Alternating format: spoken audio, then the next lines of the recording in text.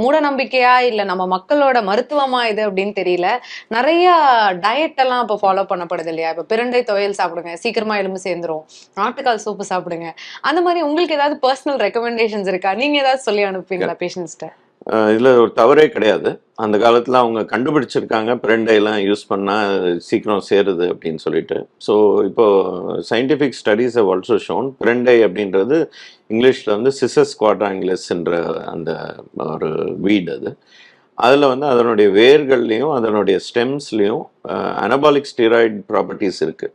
அந்த அனபாலிக் ஸ்டீராய்ட்ஸ்னால் அந்த எலும்பை கூட்டு ஜாயின் பண்ணக்கூடிய அதுக்கு ப்ராப்பர்ட்டிஸ் இருக்குது. ஸோ தட் மீன்ஸ் இது வந்து அந்த காலத்தில் அவங்க கண்டுபிடிச்சிருக்காங்க. இப்போ வந்து அது மெடிசன்ஸாகவே வருது.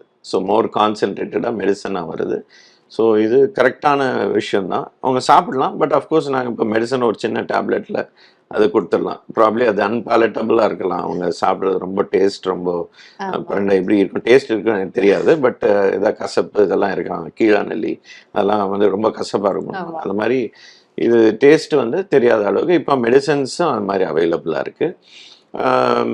நீங்கள் சொன்ன மாதிரி ஆட்டுக்கால் சூப்பில் வந்து எலும்போட பிராத்தில் வந்து கொஞ்சம் கொலாஜன்ஸ் இருக்குது, கொலாஜன் வரும். ஸோ அந்த collagen is also good for எலும்பு சேர்றதுக்கு, டெண்டன்ஸ், லிகமெண்ட்ஸ் இதுக்கெல்லாம் கொலாஜன் வந்து ரொம்ப யூஸ்ஃபுல்லாக இருக்கும். ஸோ அதுலேயும் தப்பு கிடையாது.